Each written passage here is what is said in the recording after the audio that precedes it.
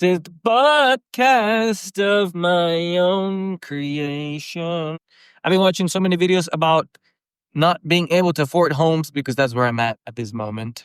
I work and I earn the most money I will ever earn, and I work the hardest I'll ever work. Not really, but I work pretty hard. But somehow I can't afford a home. Somehow the only home I can afford, it's a trailer home that's already being used and graffitied from the inside out. Destroyed, moldy, where the people didn't even care to take nice pictures as they sold it. That's what I can afford. I can afford fixer uppers, but once I afford that, I cannot afford to repair the fixer upper. I cannot afford the fix or the upper. I just afford the trash. That's what I can afford. How is that a thing? Is beyond my knowledge. But I do know there's a lot of greedy America. A lot of greediness. Everybody wants to make a profit out of homes, which shouldn't be. They're for shelter. Everybody wants to make kung fu fighting. Dun-dun-dun-dun-dun-dun-dun-dun. So, if you try to make profit out of a shelter, it's obvious that giving enough time, you'll max it out. Like in a video game, you'll max out the amount of profit you can get.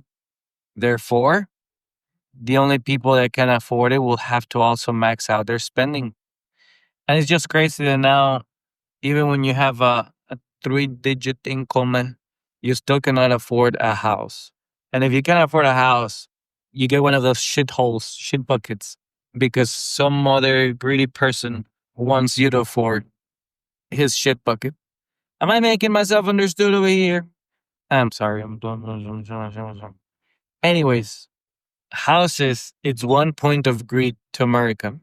Cars is another point of greed to America, where now the newest cars are falling apart because everything is made out of plastic in places that it shouldn't be, like the engine, the one place that rattles and squattles and gets hot and cold at extreme temperatures, made out of plastic. It's as if God took our heart and said, I'm gonna make some parts of this hard plastic. It's like, my dude, eventually it will break, and it will break much earlier than 70 years. And so, profit in the name of profits. We get substandard products, but we pay incredible wages for that, incredible expenses. So now I blame the fact that we stopped doing drugs. Let's be honest. That's the reality of it. We stopped doing drugs as a country. We stopped doing alcohol. What other type of bad habits did we stop doing?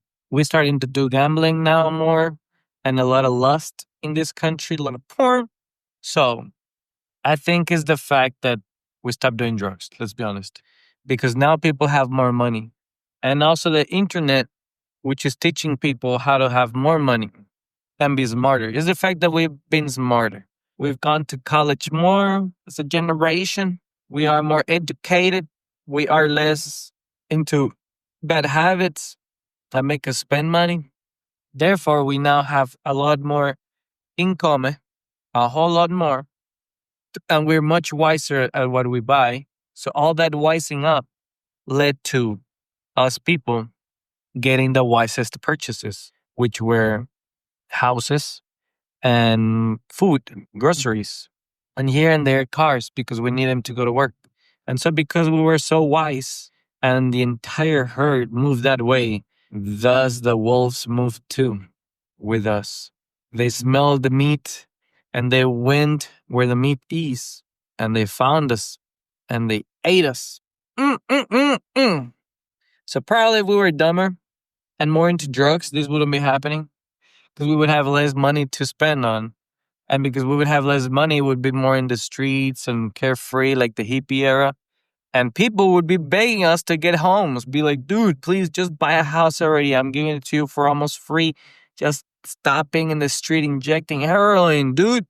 I will be like, nah, fam. You could give me that house for free. I'm not going to take it. I love the street and I love these injections. So, but we're the opposite. I 100% bet you that's what would happen if the entire US just gave up and started living in the streets. and did drugs and spent all their money in dumb stuff, houses will go down in price. Not up. Mm-mm. Nobody would want houses. Why should we if we got under the bridge? But it's because we're all too wise, too smart. Too wise, too smart. You know, like back in the day of our parents and grandparents, they could give you like an acre of land for a nickel and a piece of used candy, maybe like a two chewed gums, because nobody wanted that land. It's like, I have too much land. I don't know what to do. Just have it. I don't care. Just have it. In fact, I don't even like trees. Just have this land. But now everybody wants the land because nobody wants to live under the bridge or does drugs to be able to live under a bridge. Have you noticed that? They say that the new generation, the Gen Z, has less of everything, less addictions to alcohol, and well, they just consume less and this and that. Less alcoholics, less drugs, less sex is a funny one that I don't know how they get that data. They ask around young people and they'd say, nah, fam, I don't have sex. Like, come on. And then one dude was saying that the reason he doesn't do drugs is because he's working 12-hour shifts and pays with his entire salary the rent and the food, and he has no money left for drugs. And with no money, even for drugs or alcohol, he doesn't have money for girls. So therefore, no sex. He can't afford it. He can't afford the sex, which is funny. It is very funny if that's true. There's a grain of truth in that, a grain. And so if they cannot afford it, well, that's too bad, right? Now we're all in this rat race. The rat race. We all wised up a lot. We wised up too much. We read too many books. We saw too many YouTubes on how to make wealth. We saw too many motivational speakers on achieving your dreams and becoming something big. That the entire population of America is chasing the money. And the more people that chase the money, the less money there is to go around, or so it feels. Because in fact, there is money, there's more money to go around, but the greed is going around too with it. It's evolving, it's expanding, and greed is something that'll never be satisfied, no matter how much money goes around, how much land is in the world. If greed allowed it, somebody would purchase the earth and the moon and Mars and every other planet out there. If greed allowed it, it just can't just yet, but it has a chance. And I don't think it's not possible. It'll be possible one day when some wise up joker tries to sell the earth in stocks, in pieces, so everybody can own a piece of the earth electronically. That will happen. It'll be fun when it does, because it's the age of the crazy, which we live in it now. I can't imagine a scammer trying to sell the earth in stocks, just like they try to sell the other one, the virtual coins. No, not the virtual NFTs, those NFTs, the pictures. Man, the pictures were so meh. I tried it. So if somebody can try to sell NFTs, then they can definitely try to sell the earth. I tried the NFT thing. Like I downloaded a couple apps of those. And when I saw somebody who had like an expensive picture of an NFT, all I did is I took a screenshot of it with my phone. I resized it a little bit so it becomes original and then put it to sell again. I sold it. I didn't actually sell it, like nobody bought it, but I put it for sale. As soon as I was allowed to put it in sale, I knew this thing was going to go nowhere. Absolutely nowhere. It makes no sense that something that can be reproduced by anybody and everybody will hold any value. Especially if I just downloaded the app. I was able to just take a screenshot and then sell it again. In that case, there's no ownership. No ownership. Oh no. Oh no.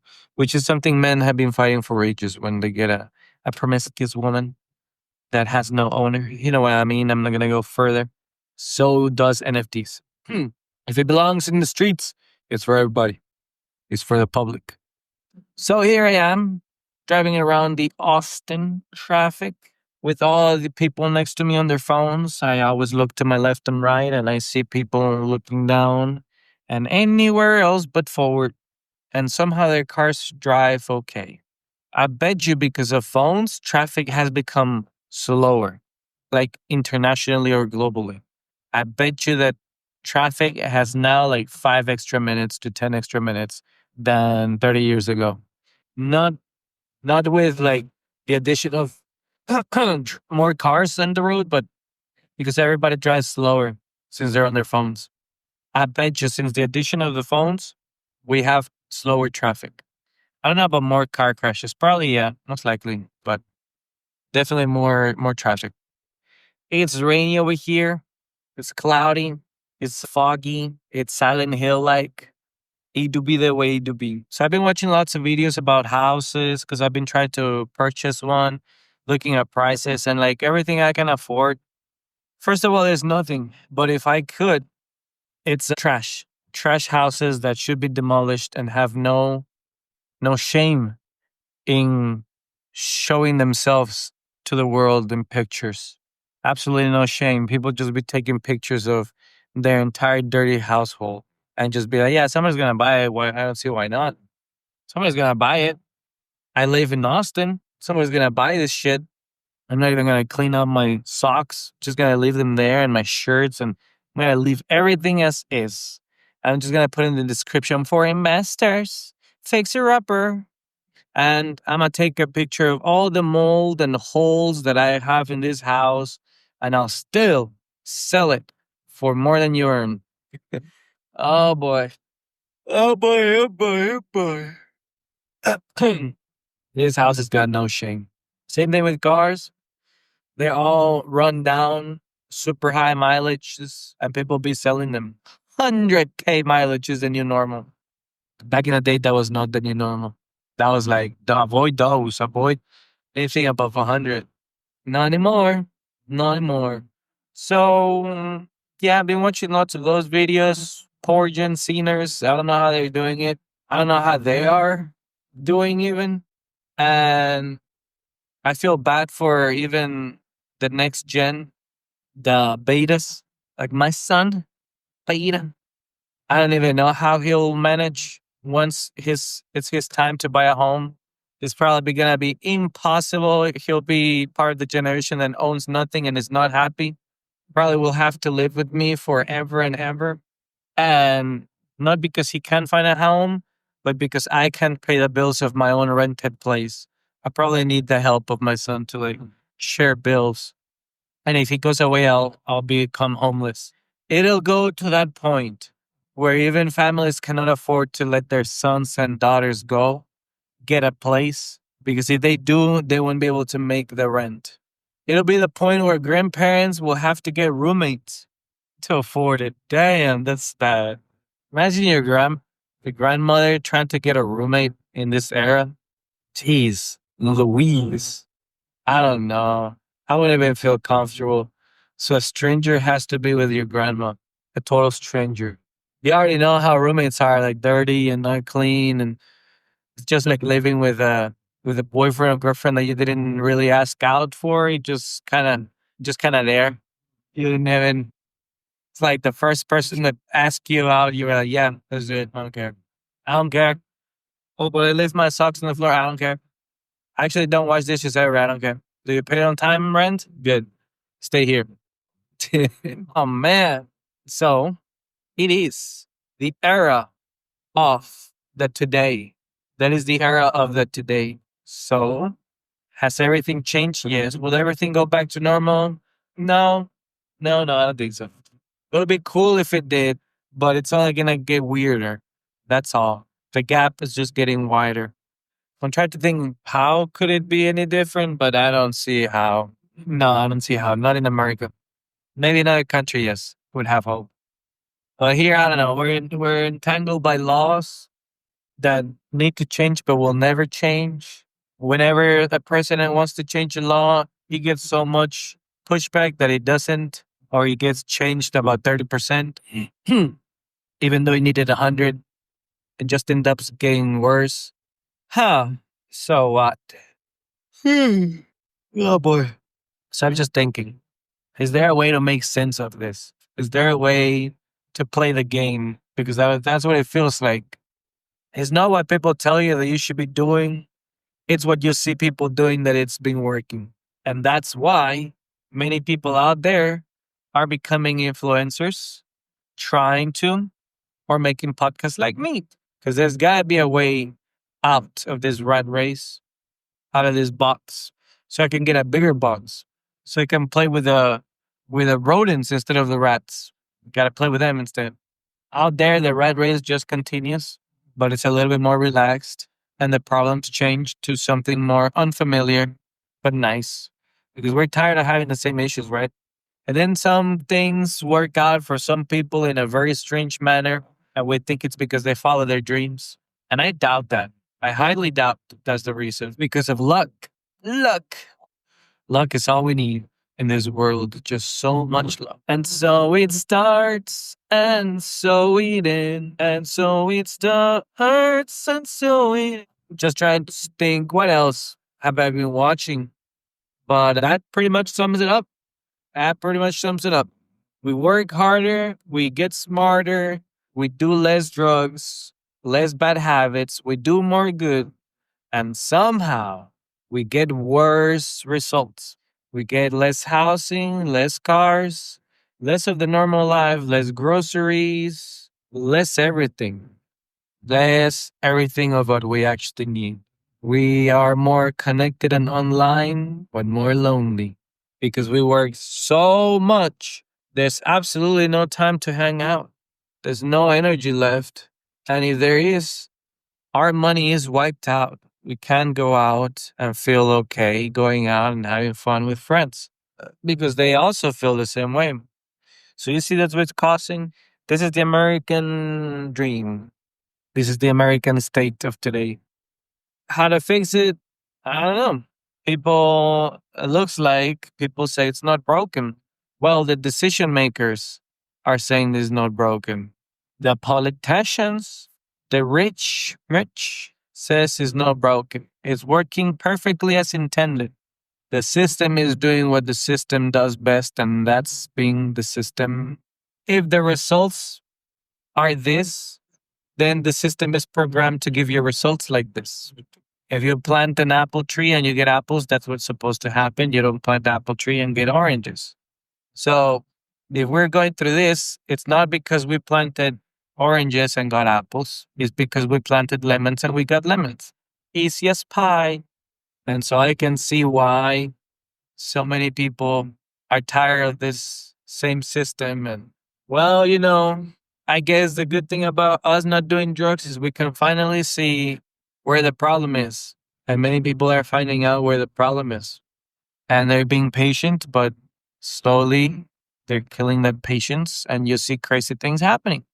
Whenever crazy people do crazy things out there in the world, they get applauded. They get sent money. They become a symbol of our tiredness. And that's a problem. But that's the world we're moving to because we don't do drugs. We don't do no drugs no more. No more. At least before I could have been like, hey, I don't do drugs, but like 90% of the world does drugs. So as long as I don't do drugs, I'll do fine. Because they're all out there in the street getting drugged up and the houses are dirt cheap. So I'm going to go get myself a nice big house. But now everybody be doing drugs. I mean, they're not doing drugs. They're being smart about it. So now houses are 200 to 300% expensive. Anyway, where was my point at this? My point is that people are tired of living the way they're living. How long will this last? Forever. Let's just think like that, forever. How much can they take? I'd say also forever. They can take as much. As much, as much, as much. They can take even more. I'll give you that. So then the question is, if there's no help coming, then what can I do? And what you can do is pretty simple. Very, very simple. Something that philosophers long time ago already discovered. And that is, like the Buddha says, suffer. Just suffer. Everything is suffering, suffer. And like the Bible says, find joy in your toil. Find joy in your suffering. Just suffer forward. Or in this case, just suffer in the same spot. But do it not even with a smile, just do it feeling okay. It's okay. It's what it is. It's what it's supposed to be. There is some type of comfort in constant suffering. but you gotta be okay with it. And eventually, time will go on. And if you're lucky, you will have luck and you'll be able to find a way out here and a way out there and fall back over here and fall back over there. But it's okay because it's all part of the struggle, all part of it. That's kind of what I see. But that's only one philosophy. That's the most chill philosophy out of here. The other philosophy that it's happening in some people is the rebellious one, where it says just gotta destroy everything and build from scratch, which means revolution, which means killing and stealing, which means making up your own rules, lying and doing dishonorable things because they did it to us, so I'm gonna do it to them. That type of thinking. That's the other thinking. Why should we stay comfortable and feeling pain when they should be the ones feeling pain? That's the other train of thought that it looks like it's rising a little bit here and there. It's more visible, at least now, or more acted upon than before. So it seems. But thank goodness we got Netflix. So people are getting entertained as long as they can afford it.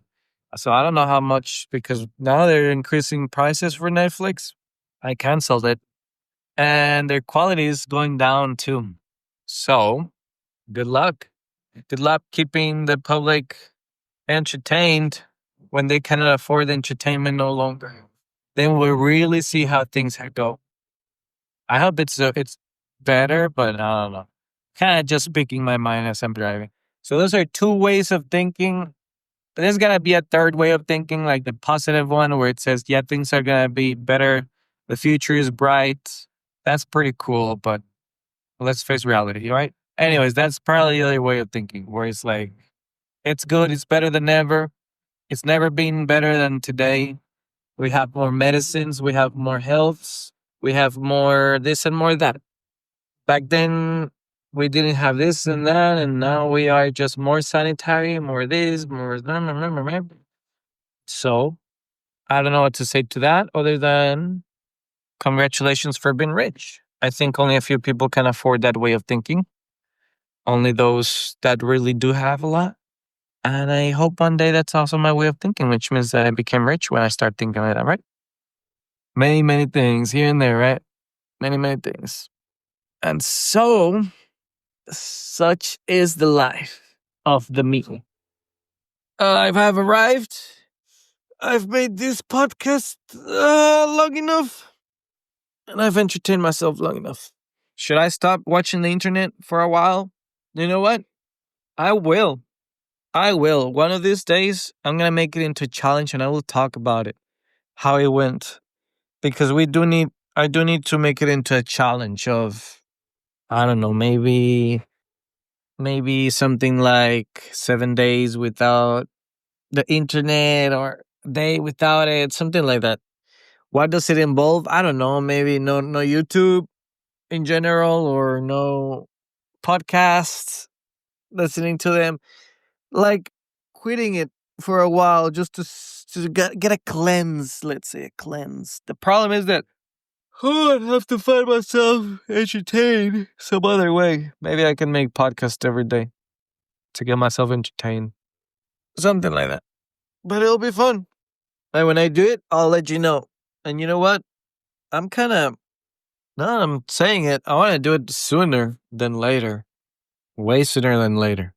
Because I see these YouTube videos, they're affecting my mental health because they're so true. The unaffordability of Murica. That's the title of this video. The unaffordability of America and its causes. There's just so much going on. So much. And it's just me as an adult that's been in the workforce for a while. So imagine the poor other guys that haven't been in the workforce for a while. It's gotta suck. You gotta suck, big suck. Thank you for listening.